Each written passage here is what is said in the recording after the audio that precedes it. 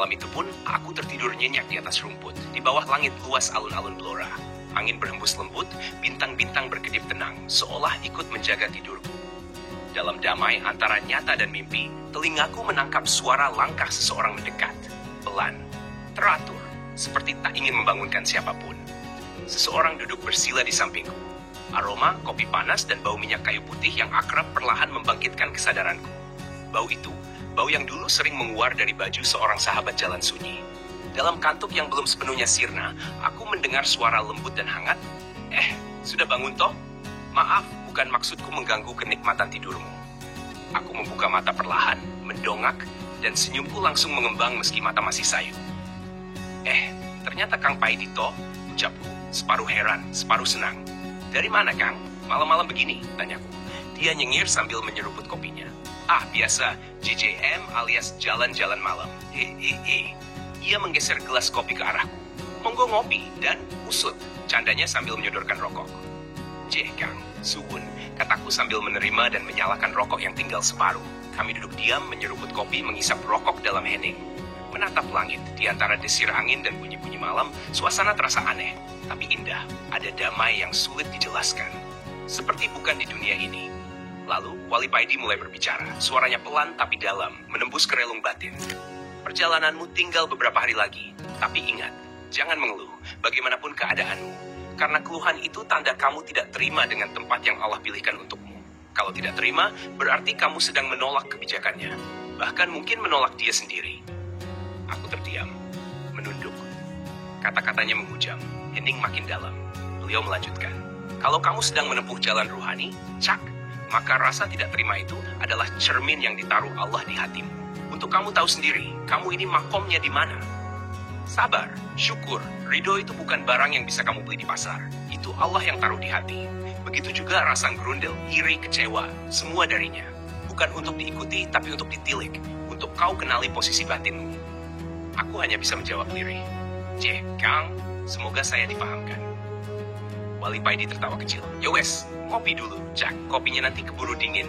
Rokoknya dinyalakan lagi biar makin jos. Kami tertawa kecil bersama. Tapi tawa itu seperti doa.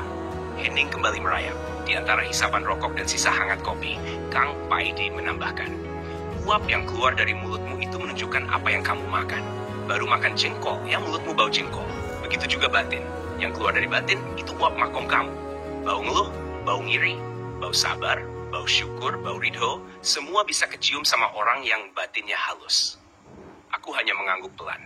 Dalam hati seperti tersadar lagi betapa selama ini aku terlalu sering mengeluh, terlalu sedikit bersyukur.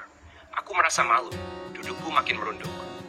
Ingat, katanya sambil menepuk lututku perlahan. Dalam laku itu, niat itu segalanya. Maka perbaikilah terus niatmu. Jangan berhenti. Ilahi anta maksudi waridhaka matlubi. Allah tujuanmu dan ridhonya harapanmu. Tiba-tiba sayup-sayup terdengar suara tarhim dari masjid. Aku menoleh sebentar, dan saat kembali memandang ke samping, Wali Paidi sudah tak ada. Tak ada suara langkah, tak ada bayangan menjauh. Hanya kosong. Aku kelingak-kelinguk, hening. Beberapa pedagang mulai melintas, menggiring gerobaknya ke arah pasar. Lampu-lampu mulai redup, jalan mulai hidup kembali.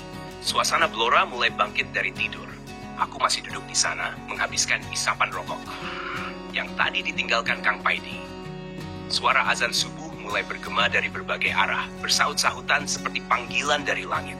Aku bangkit perlahan, berganti pakaian yang kusimpan di ransel, lalu melangkah ke arah Masjid Agung Baitun Nur. Air wudhu membasahi wajah, menyapu sisa kantuk. Dalam hati, aku membawa wejangan malam tadi.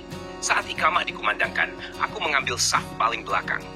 Bukan karena aku takut, tapi karena aku sadar, tubuh ini sudah lama tak mandi. Aku tak ingin mengganggu kekhusyukan jamaah lain. Usai sholat, aku beringsut ke pojok teras masjid. Duduk bersila, menunduk. Mulut ini bergerak lirih, namun hati menggema kuat. Zikir perlahan mengalun, seperti nyanyian jiwa yang tak putus. Dalam hati aku berkata, terima kasih Kang Paidi. Terima kasih ya Allah. Karena malam tadi engkau mampir begitu dekat, dalam wujud seorang sahabat jalan sunyi. Aku masih duduk bersila di pojok teras Masjid Agung Baitun Nur. Langit mulai memucat, menandakan fajar sudah benar-benar menyingsing. Udara pagi menyusup halus ke pori-pori kulit, menusuk tapi menyegarkan. Suara-suara zikir dari beberapa jamaah masih terdengar lirih, seperti irama yang menenangkan jiwa. Aku menunduk dalam hening, membiarkan tasbih bergerak pelan di jari-jariku. Tapi yang lebih bergerak dari itu adalah pikiranku, batinku. Aku merenung. Sudah sejauh ini aku berjalan kaki dari satu kota ke kota lain, hanya mengandalkan tawakal, tekad, dan keyakinan. Kadang malu mengemis belas kasihan manusia, tapi lebih malu lagi jika putus harap pada Tuhan. Dan pagi ini, duduk di pelataran masjid besar, aku merasa sangat kecil, sangat lemah, dan sangat dicintai olehnya. Apa yang sebenarnya sedang aku cari, bisikku pada diri sendiri. Pagi belum ramai. Beberapa burung gereja mulai hinggap di tiang-tiang masjid, berkicau riuh seperti ingin ikut zikir. Di sudut lain, seorang kakek tua menyapu halaman masjid dengan perlahan. Wajahnya tenang, seperti tak pernah diburu waktu. Aku memejamkan mata sejenak, mencoba memutar kembali wejangan Kang Pai di malam tadi. Kalau kamu tidak terima dengan keadaanmu, itu artinya kamu sedang menolak pengaturan Allah. Kata-kata itu menancap, dan aku sadar betapa sering aku mengeluh dalam diam. Mengeluh saat perut kosong. Mengeluh saat disapa dingin malam. Mengeluh saat dianggap aneh oleh orang-orang. Padahal di balik semua itu, Allah sedang mengasuhku. Dengan cara yang tidak biasa. Mataku basah, bukan karena tangis meledak, tapi karena kehangatan batin yang tiba-tiba datang begitu kuat. Aku merasa dipeluk oleh sesuatu yang tidak kasat mata, oleh rahmat yang tak pernah pergi. Aku membuka mata perlahan. Matahari mulai mengintip dari sela pepohonan di seberang jalan. Cahayanya menari-nari di lantai masjid yang masih dingin. Lalu dalam hati, aku berbisik pelan. Ya Allah, terima kasih kau bangunkan aku di tempat ini. Kau tuntun kakiku ke rumahmu. Kau kirimkan hambamu yang menasehatiku dengan cinta. Aku pun berdiri pelan, berjalan menuju salah satu keran air masjid. Mencuci wajah lagi, menyegarkan diri. Dan setelah itu, duduk kembali di teras, menatap lalu lintas pagi yang mulai bergerak. Orang-orang mulai berlalu lalang. Ada yang buru-buru, ada yang masih menggeliat mengusir sisa kantuk. Tapi aku duduk diam, tenang, seolah semesta sedang melambat untukku pagi ini. Dan saat itulah, aku menemukan satu hal. Kebahagiaan itu bukan di tempat tujuan, tapi di setiap tapak perjalanan yang dijalani dengan penuh penerimaan.